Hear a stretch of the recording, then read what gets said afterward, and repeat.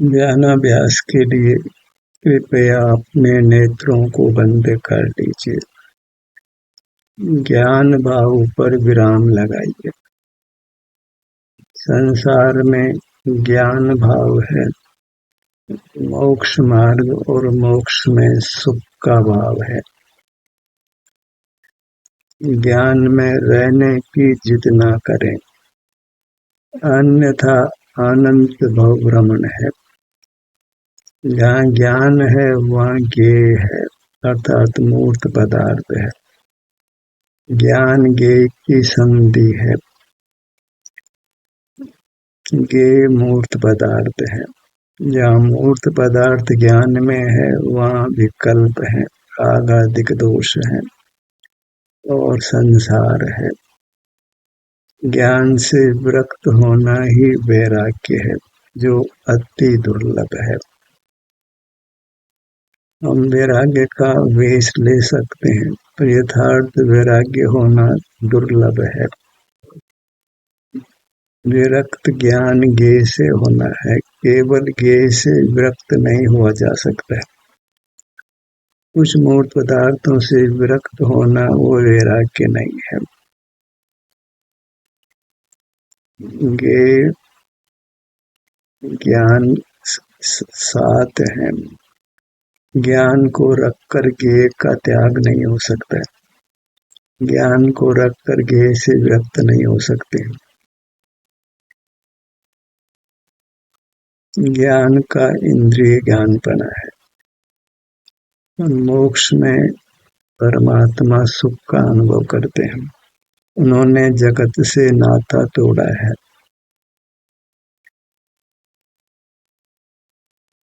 मोक्ष मार्ग के स्वरूप को हमें यथावत समझना है, तभी मोक्ष मार्ग हो सकता है।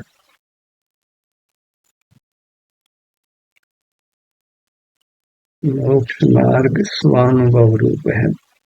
जहाँ स्वयं का अनुभव है वहाँ पर का जानना नहीं है।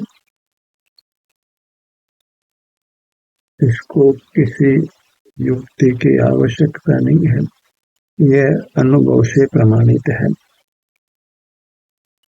जहाँ जगत से नाता है वहाँ दुख है, और जहाँ अपने से नाता है वहाँ सुख है। मैं सुख के लिए अपने से नाता जोड़ना है, अपना अर्थात अपनी मूर्त से। हम मूर्त के संबंध में मूर्त प्रतिमा को ही देखते हैं। हमारी भी अपनी मूर्ति है जो अमूर्त है, वही यथार्थ मूर्ति है, अर्थात यथार्थ प्रतिमा है।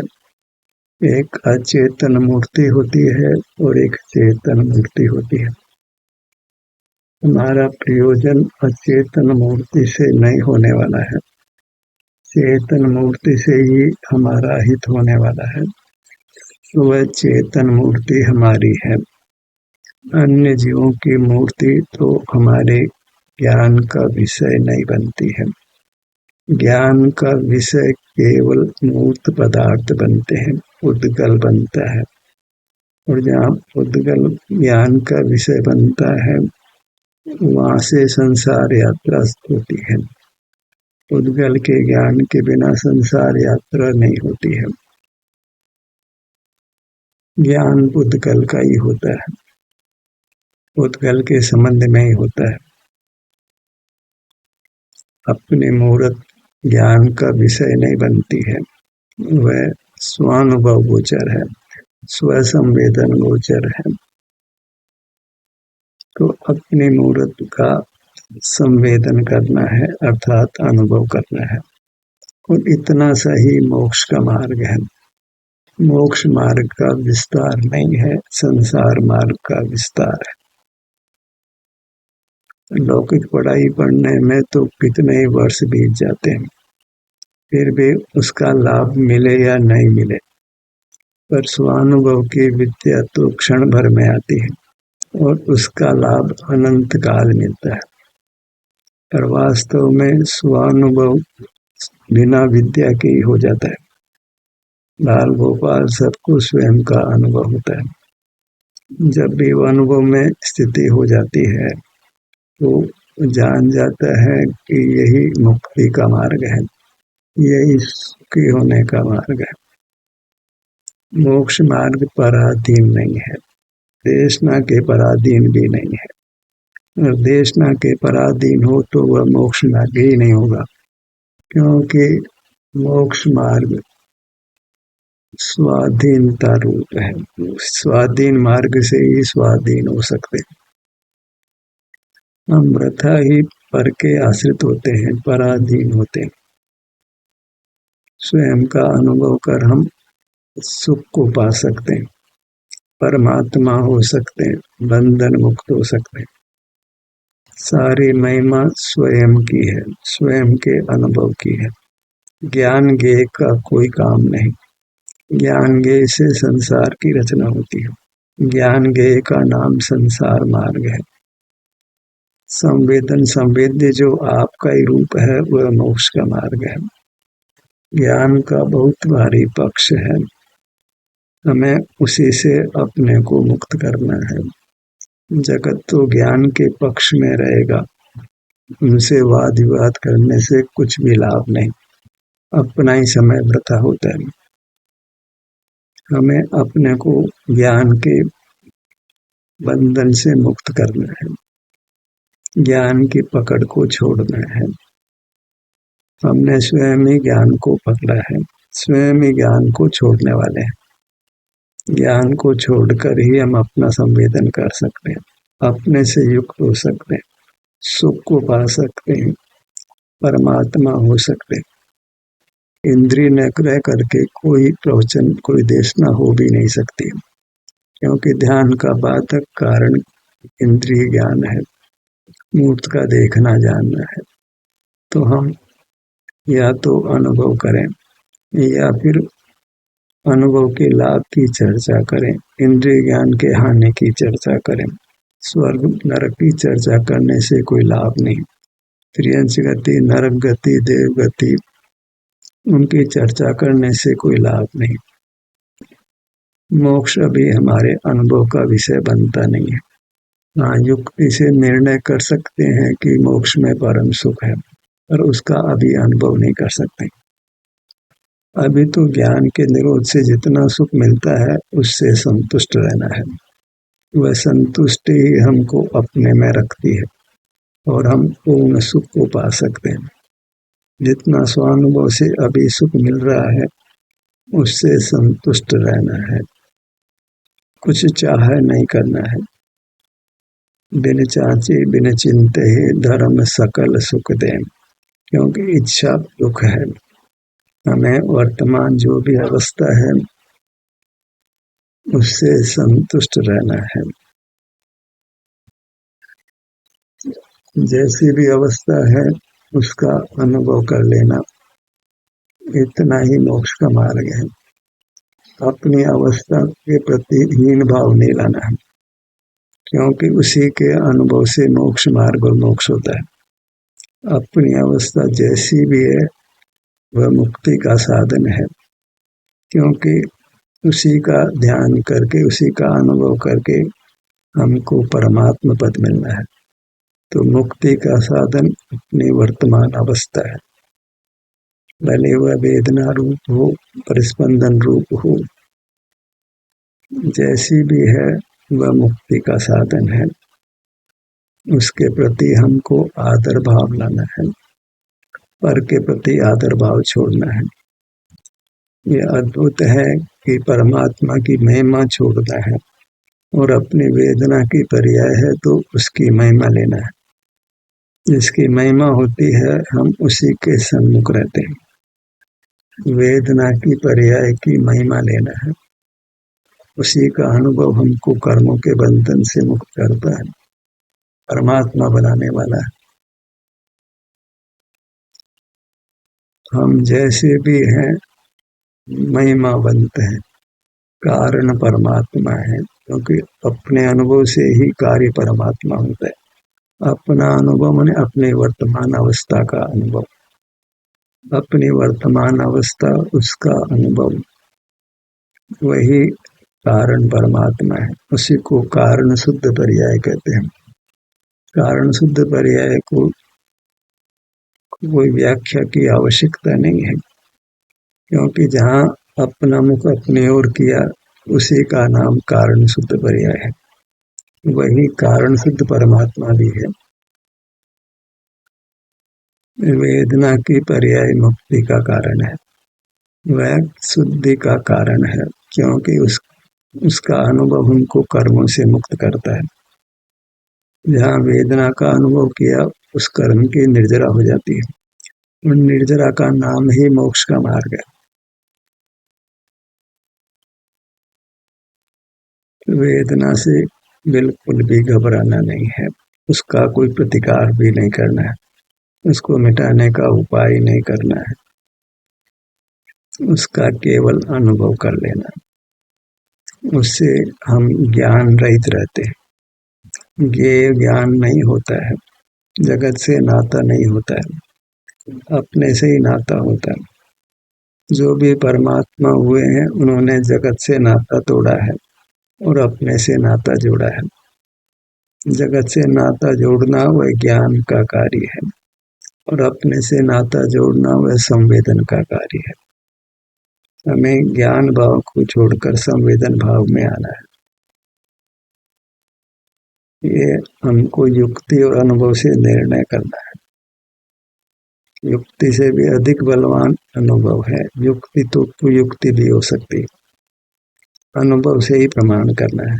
युक्ति का अवलंबन तो भावों में हमने किया है, एक अनुभव का विश्वास नहीं किया।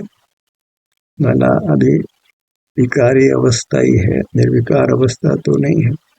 हमने अपनी विकारी अवस्था के प्रति आदर भाव नहीं लाई, श्रद्धा का भाव नहीं लाए, वर्तमान अवस्था के प्रति आदर भाव नहीं लाए।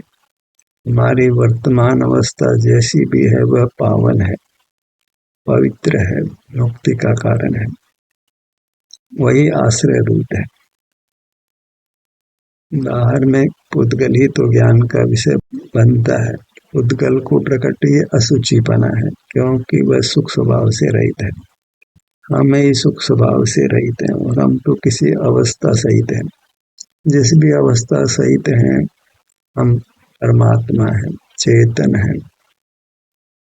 वेदना स्वयं बताती है कि हम सुख स्वभावी हैं, क्योंकि जिनको वेदना नहीं है, आराम नहीं है, ऐसे पुद्गल सुख स्वभावी नहीं है। वेदना हमारे स्वरूप को ही व्यक्त करती है, लेकिन ज्ञान अपने स्वरूप को प्रसिद्ध नहीं करता है, ज्ञान ज्ञेय को प्रसिद्ध करता है। ज्ञान का अर्थ यह है कि हम किसी पदार्थ को जान रहे हैं। ज्ञान में आत्मख्याति कभी नहीं होती, संवेदन में आत्मख्याति होती है। आत्मख्याति मोक्ष का मार्ग है।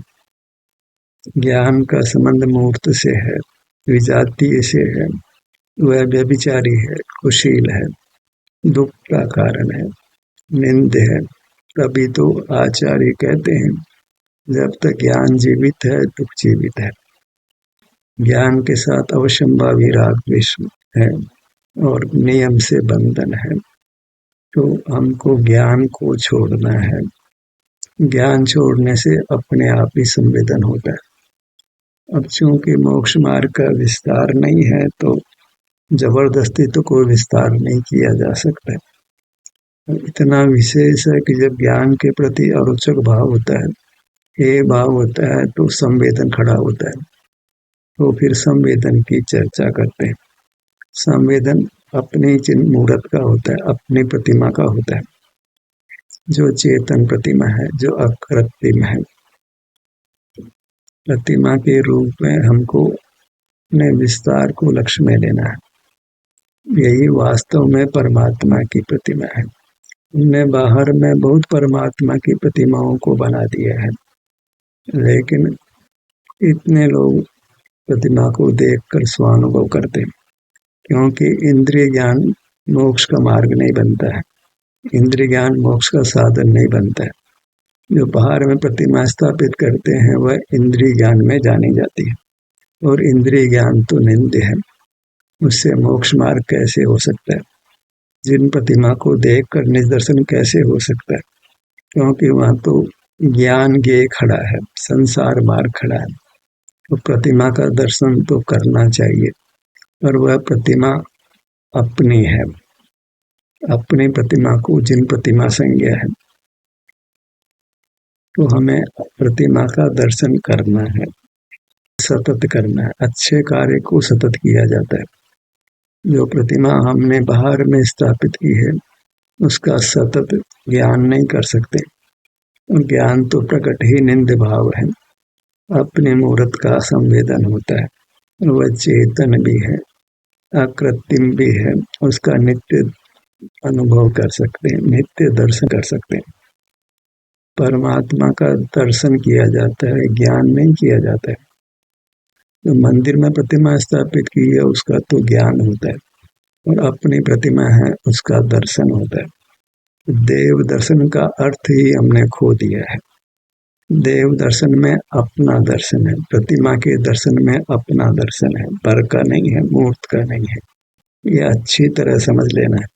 दुनिया कुछ भी करे, दुनिया तो ज्ञान भाव में खड़ी है। दुनिया में कितने जीव मोक्ष जाते हैं, कोई जीव पलटता है, प्रतिमा के रूप में अपनी प्रतिमा को ही परमात्मा की प्रतिमा मानता है, उसी का दर्शन करता है, और उसी से वह परमात्मा पद को पाता है। हमें पलटना तो होगा, पलटने को ही पर्व कहते हैं। हमें पलटना है, वही महोत्सव है।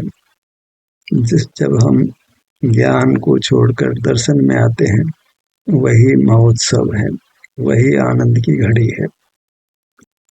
उसी महोत्सव को हमने बनाना है, सदा मनाना है। कोई तिथि को याद नहीं करना है, हर पल पर्व है, हर पल पलटना है।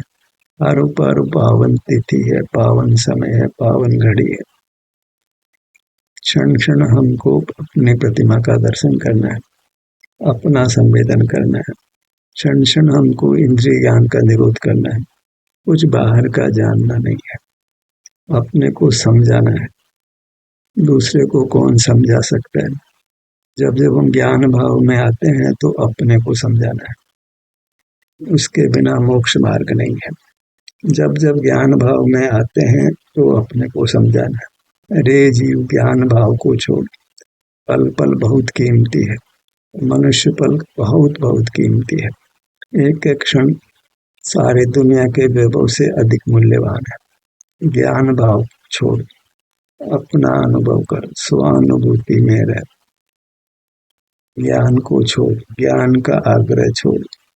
ज्ञान से ही संसार है, संवेदन से मोक्ष मार्ग मोक्ष है। समझ ले कि कोई दुनिया का प्राणी आपका साथ देने वाला नहीं है, अकेले ही चलना है। कोई एक आध साथ हो जाए, उसकी कोई गिनती नहीं है। अनंत जीवन में आपके साथ नहीं होना है। साथ से मोक्ष होता भी नहीं है, असंग दशा में ही मोक्ष होता है, जहाँ किसी का संग नहीं है। अपनी मूर्त का ही संग है, वह आपका ही संग है। अपने संग से ही मोक्ष मार्ग बनता है, हर के संग से मोक्ष मार्ग नहीं बनता है। अपने मुखमंडल पर आइए।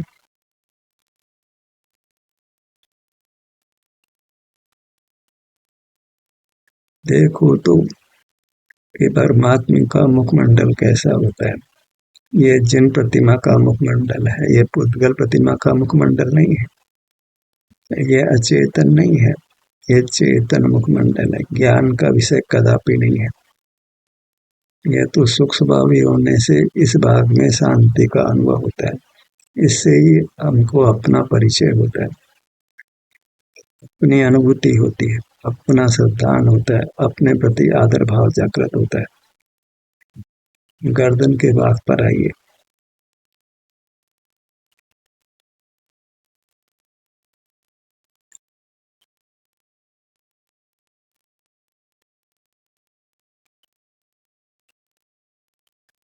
धड़ भाग सुनने में तो आकुलता है, तो क्या करना। इस सुनने के बीच में ही अपने ही आश्रय को करना है, स्वसंवेदन करना है। तभी आपका सत्र में जुड़ना सार्थक होता है। केवल सुनने के लिए तो बिल्कुल सत्र में नहीं रहना है, उससे आकुलता ही बढ़ती है। सीने का भाग अपना ही अभिप्राय बनाकर सत्र में जुड़ना है कि मुझे ज्ञान भाव को छोड़ना है, अपने संवेदन रूप रहना है। सत्र एक बहाना मात्र है, हमें ज्ञान का भाव करना है, ज्ञान में नहीं रहना है, ज्ञान के भाव को छोड़ना है, अपने संवेदन रूप रहना है, अपने परमात्मा का दर्शन करते हुए रहना है। परमात्मा कहीं बाहर उपलब्ध होने वाला नहीं है, लाख प्रयत्न कर लीजिए, परमात्मा का दर्शन बाहर होना अशक्य है। बाहर तो पुतगल ही दिखाई देने वाला है। परमात्मा का दर्शन करने की जिद छोड़िए, स्वानुभूति करिए। स्वानुभव में ही परमात्मा का दर्शन होता है, यह बराबर समझ लीजिए। परमात्मा के दर्शन का भ्रम नहीं करना है, अपना दर्शन वही परमात्मा का दर्शन होता है। पेट के भाग पर आइए।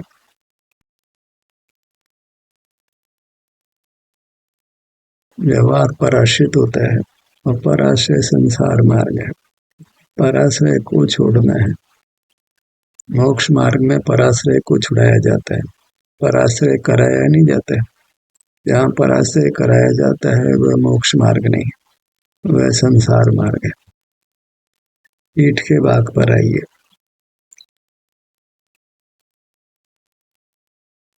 बायां कंधा, दायां कंधा,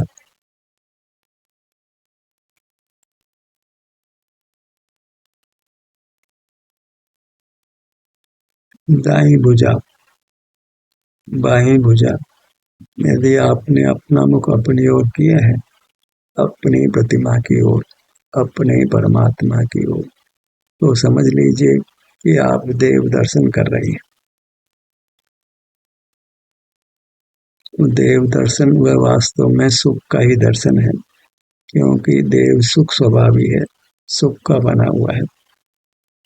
देव दर्शन है वह सुख का ही संवेदन है, सुख का ही अनुभव है, इसलिए वह मोक्ष मार्ग है और मोक्ष का स्वरूप है। दोनों भुजाएं,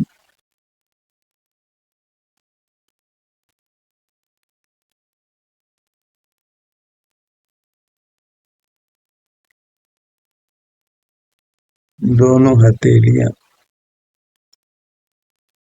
दोनों पैर।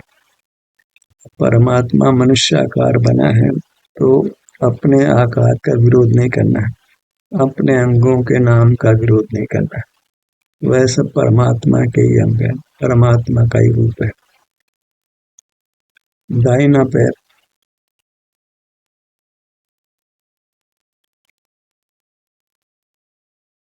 दाईं पगतली, बायां पैर। जो हम ध्यान का प्रयास करते हैं वह वास्तव में देव दर्शन में रहने का अभ्यास है। देव दर्शन को निरंतर करना है, वही स्वानुभव करना है, वही सुखानुभूति करना है, वही अपने को कर्म बंधन से छुड़ाना है, अपने को मोक्ष पथ में दृढ़ता से स्थापित करना है। मुक्ति पाकर ही रहना है। ध्यान का सत्र यही समाप्त होता है।